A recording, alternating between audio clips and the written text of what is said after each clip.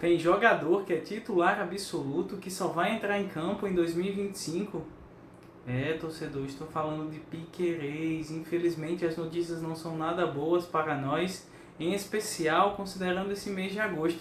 Vamos comentar esse mês de agosto também, porque praticamente o ano vai ser definido para o Palmeiras agora em agosto. Que sequência complicada para o nosso Verdão, mas olha, as notícias não são apenas notícias ruins não, temos notícias boas para falar também. Fica aqui comigo no vídeo que a gente vai falar sobre tudo isso e muito mais.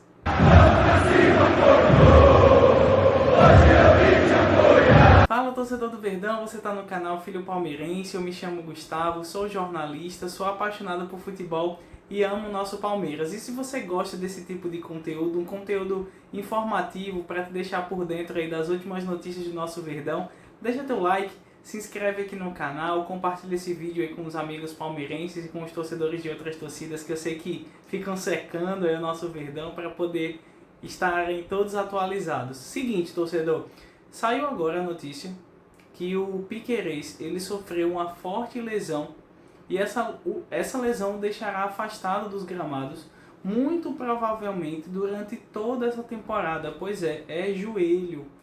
O lateral esquerdo vai precisar passar por um procedimento cirúrgico. Como de costume, né, o Conselho do Palmeiras já votou por isso, onde o laudo médico ele é divulgado, porém não sai o prazo de volta do jogador à recuperação, mas considerando casos que foram similares, acredita-se que o atleta só poderá voltar aos gramados muito provavelmente em 2025. Torcedor, é uma grande baixa, né? O Piquerez é o nosso lateral esquerdo titular.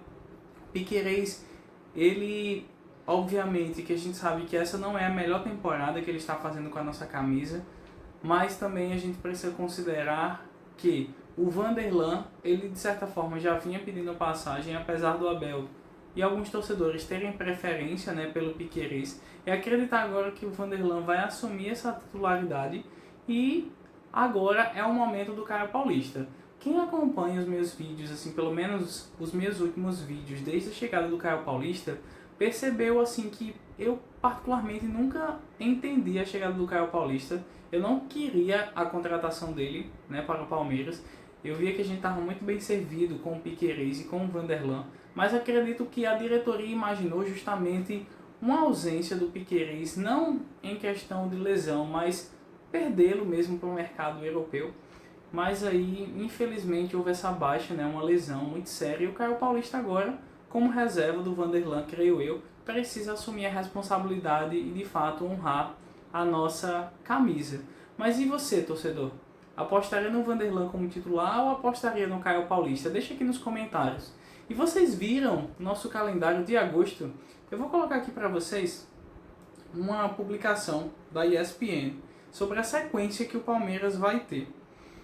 Todo mundo está falando dessa sequência de agosto, mas a verdade é que já começa a sequência difícil no último dia desse mês de julho, dia 31. Pela Copa do Brasil nós teremos Flamengo e Palmeiras. Pois é, torcedor, vamos enfrentar a equipe do Flamengo e basicamente serão 3 jogos em sequência.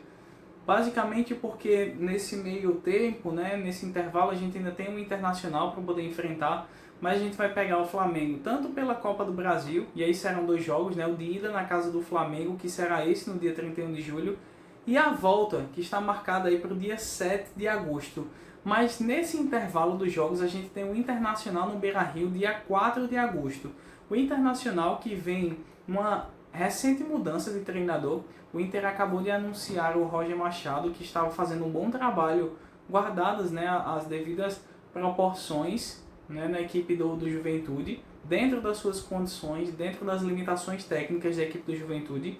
O Roger Machado estava fazendo um bom trabalho e o Inter, apesar de não estar vivendo uma fase bacana, acabou de contratar esse técnico. Então nunca é fácil enfrentar o Internacional no Beira-Rio, e ainda mais com esses 2 jogos decisivos contra a equipe rubro-negra. Em seguida nós teremos mais uma vez o Flamengo, só que dessa vez pelo Campeonato Brasileiro, no dia 11 de agosto. Então a sequência está Flamengo, Inter, Flamengo e Flamengo. E como se isso não bastasse, depois do jogo contra o Flamengo, no dia 14 de agosto nós teremos a partida de ida pelas oitavas de final da Libertadores da América contra o Botafogo lá no Newton Santos. Falando desse confronto em específico, se a gente parar para pensar no que foi o Botafogo e Palmeiras nesse último jogo, né, nessa última rodada aí do Campeonato Brasileiro, eu particularmente achei um jogo muito equilibrado. As duas equipes tiveram chance, inclusive até uma colega minha do Botafogo me zoou bastante, faz parte, né, do futebol, mas o que eu disse para ela foi que foi um jogo muito equilibrado, as duas equipes tiveram chance e que se o Palmeiras também tivesse aproveitado as oportunidades, ele poderia ter saído com um resultado melhor. Um exemplo disso é a clara chance que o Flaco Lopes acabou perdendo ali. Acho que o jogo estava com uns 8 ou 12 minutos mais ou menos do primeiro tempo. Mas um jogo extremamente complicado. A equipe do Botafogo é uma equipe muito boa, principalmente com o ponta direita, o Júnior Santos. Então o Botafogo ele venceu a equipe do Palmeiras, venceu o Flamengo e venceu o Atlético Mineiro, que quando o campeonato começou foram os 3 candidatos a títulos que nós apontamos aqui. Então é o Palmeiras que precisa realmente traçar um planejamento muito bem definido e estratégico para toda essa sequência difícil. E aí nós temos dia 18 de agosto, Palmeiras e São Paulo, um clássico. Muito provavelmente esse jogo será no Allianz Parque. E depois nós teremos a volta contra o Botafogo no dia 21 de agosto. Então é o 2025 palmeirense que vai ser definido basicamente em 20 dias. Começando no dia 31 de julho contra o Flamengo e terminando no dia 21 de agosto.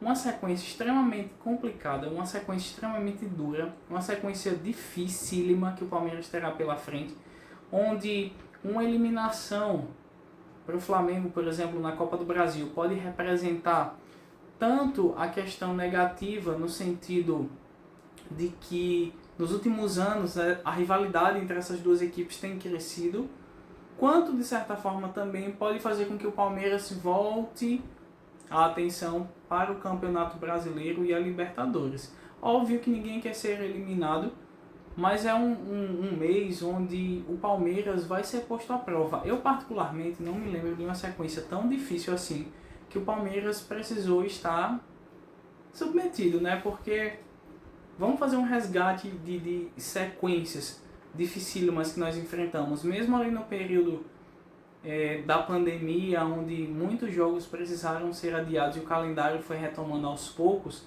a gente não enfrentou uma sequência tão difícil como essa, e a gente precisa considerar principalmente que a equipe do Botafogo não é mais o Botafogo de anos atrás. A gente precisa considerar um Flamengo, por exemplo, que vem muito mordido contra a gente, principalmente pelos últimos 2 vice-campeonatos deles, apesar de não ganharmos deles há um certo tempo, infelizmente, no Brasileirão. Mas serão jogos dificílimos. E aí nesse meio a gente tem Internacional fora, a gente tem São Paulo em casa também. Então o Palmeiras precisa de fato traçar esse planejamento estratégico. A gente vai perder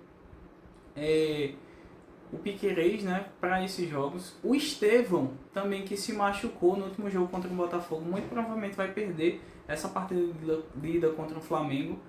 Mas, torcedor, eu queria saber de você. O que é que você projeta? Quantos pontos dentro dos jogos do Campeonato Brasileiro o Palmeiras pode fazer? Você acha que o Palmeiras avança na Libertadores? Você acha que o Palmeiras avança na Copa do Brasil? Eu, sinceramente, estou já pensando assim naquele nervosismo, naquela expectativa que gera, né, em nós torcedores palmeirenses, mas precisamos acreditar no nosso time, precisamos confiar no trabalho que está sendo feito. Acredito que a gente precisa de uma mudança ou outra.